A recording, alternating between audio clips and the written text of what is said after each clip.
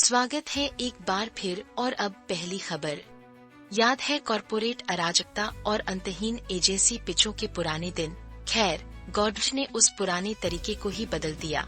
2 साल पहले उन्होंने एक दिमाग हिला देने वाला फैसला लिया जिसने पूरे एफएमसीजी जगत को हिला दिया। लेकिन क्या यह एक समझदारी भरा कदम है या एक बहुत बड़ी गलती? तो दोस्तों सुनिए ये बात, ये आपके होश उड़ा देगा। 2023 में गोडरेज कंज्यूमर प्रोडक्ट्स या GCPL ने अपने सभी रचनात्मक विज्ञापन कार्यों को इन हाउस करने का फैसला किया और सबूत यही आपके सामने है। लेकिन इस कहानी में एक ऐसा मोड़ है जिस पर आप यकीन नहीं करेंगे। यह सिर्फ भारत के बारे में नहीं है। GCPL की इन हाउस टीम वैश्विक ब्लॉकबस्टर बना रही है, जबकि कुछ विशेषज्ञ बाहरी एजेंसियों के बिना विविध दृष्टिकोणों की कमी के बारे में चेतावनी देते हैं। अन्य इस इन हाउस मॉडल की गति और लागत पारदर्शिता की प्रशंसा करते हैं। GCPL अभी भी मीडिया खरीदने के लिए भागीदारों के साथ काम करता है, लेकिन उनका रचनात्मक मूल आंतरिक है। तो क्या यह एक जीत है या पूरी तरह से हार? जो न्यूज के दोस्तों, क्या यह कॉरपोरेट रचनात्मकता का भविष्य है या एक जुआ जो अंततः उल्टा पड़ सकता है? अपने विचार नीचे कमेंट्स में बताइए। इस बीच एक ऐसी खबर पर नजर डालते हैं जो अभी भी ताज़ा है। तो दोस्तों, आपको इस पर यकीन नहीं होगा कि बिहार में कैसा राजनीतिक ड्रामा चल रहा है। सीटों का फैसला हो रहा है, गठबंधन हिल रहे हैं और एक नेता ने अभी एक विस्फोटक चेतावनी दी है। आखिर इसके पीछे का असली मकसद क्या है? NDA ने आखिरकार अपनी सीट शेयरिंग की घोषणा कर दी। बीजेपी और JDU को 101 सीटें मिली। चिराग पासवान को 29 और फिर है जीतन राम मांझी उनकी पार्टी। हम एस को 6 सीटें मिली। अब मांझी कहते हैं कि वे संतुष्ट हैं, लेकिन स्क्रीन पर इस विशेष उदाहरण को देखिए। हमें कम आंका गया, लेकिन सबसे मजेदार बात तो ये है कि उन्होंने परिणामों की चेतावनी दी। असल में मांझी ने 15 सीटों की मांग की थी, तो क्या 6 सीटें वाकई संतोषजनक हैं? और कांग्रेस भी इस पर हमलावर है। NDA द्वारा अपने छोटे सहयोगियों के सम्मान पर सवाल उठा रही है। स्क्रीन पर देखिए, कांग्रेस नेता मनोज कुमार ने क्या सवाल उठाया। क्या 6 सीटें सम्मान है? यह सिर्फ संख्याओं की बात नहीं है, यह कथित गरिमा का मामला है। बातचीत गहन थी। NDA के शीर्ष नेताओं की कई दिनों की बैठकों के बाद ऐसा लगता है कि बीजेपी एक प्रमुख भागीदार के रूप में उभरी है और यहीं पर मामला पेचीदा हो जाता है। वे शांति स्थापित कर रहे हैं, लेकिन विपक्ष और JD के नेतृत्व वाला इंडिया ब्लॉक अभी भी अपनी सीट शेयरिंग को अंतिम रूप देने के लिए संघर्ष कर रहा है। वे अपने आंतरिक तनाव का सामना कर रहे हैं, खासकर कांग्रेस के 70 सीटों के लिए दबाव डालने के साथ। तो दोस्तों, मांझी की चेतावनी अभी भी भारी है। क्या NDA सचमुच एकजुट है या ये परिणाम चुनावों में बाद में सामने आएंगे? और इंडिया ब्लॉक का क्या वे एकजुट हो पाएंगे? बिहार एक राजनीतिक भूकंप के कगार पर है और दांव इतने ऊंचे कभी नहीं थे। तो आपके हिसाब से आगे क्या होगा? अब जरा विषय बदलते हैं। हमारे पास एक ज्यादा गंभीर अपडेट है जिस पर बात करनी है। जो न्यूज के दोस्तों, कमर कस लीजिए। एक बड़े ई-कॉमर्स धुरंधर को ऐसा प्रस्ताव मिला है जिसे शायद वे मना न कर पाए। एक ऐसा सौदा जो सब कुछ बदल सकता है। लेकिन असली सवाल यह है कि इसमें पेच क्या है और अभी क्यों? प्रवर्तन निदेशालय या ED ने फ्लिपकार्ट के खिलाफ एक बहुत बड़ा कदम उठाया है।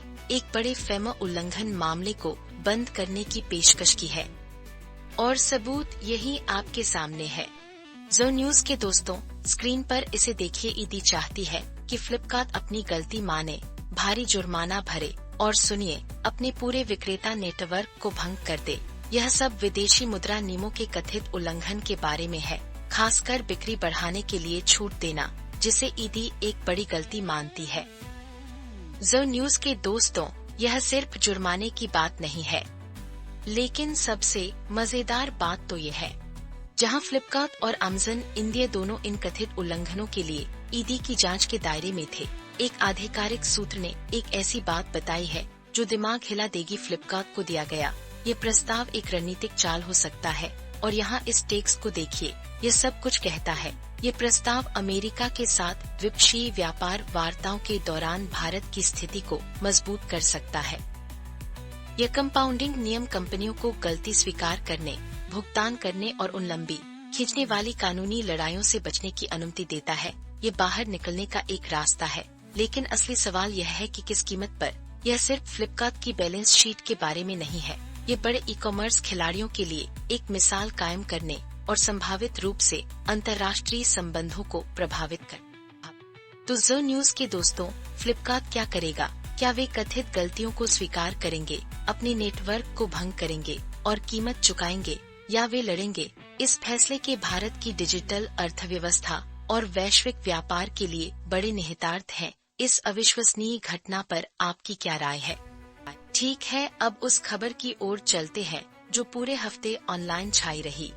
तो दोस्तों, कमर कस लीजिए, हम पंजाब से एक विस्फोटक कहानी में उतर रहे हैं जिसने पूरे देश को चिंतित कर दिया है। एक शीर्ष अधिकारी, एक चौंकाने वाली मौत और ऐसे आरोप जो आपके होश उड़ा देंगे। तो असली कहानी क्या है? तो दोस्तों, यहाँ पूरा मामला है। IPS अधिकारी वाई पूरण कुमार, एक समर्पित दलित अधिकारी की दुखद रूप से आत्महत्या से मृत्यु हो गई। आम आदमी पार्टी अब जवाब मांग रही है और व्यापक विरोध प्रदर्शन कर रही है। बस इस विजुअल को देखिए, लोगों का गुस्सा तो जैसे फूट पड़ा है वाई। लेकिन असली चौंकाने वाला मोड़ तो अब आया है। कुमार ने कथित तौर पर एक 9 पन्नों का सुसाइड नोट छोड़ा है। जी हाँ दोस्तों, पूरे 9 पन्ने, जिसमें वरिष्ठ IAS और IPS अधिकारियों द्वारा जाति आधारित भेदभाव, मानसिक उत्पीड़न और प्रशासनिक उत्पीड़न का विवरण है। और हमारे पास इसके सबूत भी हैं। यही जैसा कि ऑन स्क्रीन टेक्स्ट पुष्टि करता है। 9 पन्नों का सुसाइड नोट, जातिगत भेदभाव और उत्पीड़न, इसने सब कुछ बदल कर।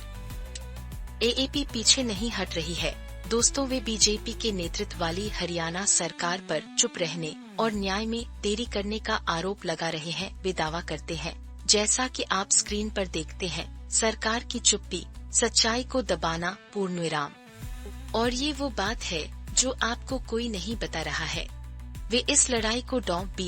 अम्बेडकर के न्याय और समानता के सिद्धांतों से जोड़ रहे हैं, यह कहते हुए अगर एक वरिष्ठ IPS अधिकारी को न्याय नहीं मिल सकता तो आम नागरिक के लिए क्या उम्मीद है।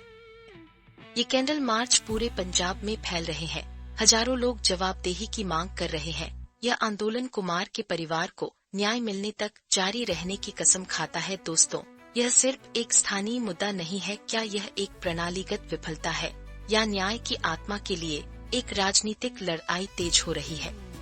अपने विचार नीचे कमेंट्स में बताइए। फिलहाल के लिए इतना ही। आपसे फिर मुलाकात होगी कुछ और नई और दिलचस्प खबरों के साथ।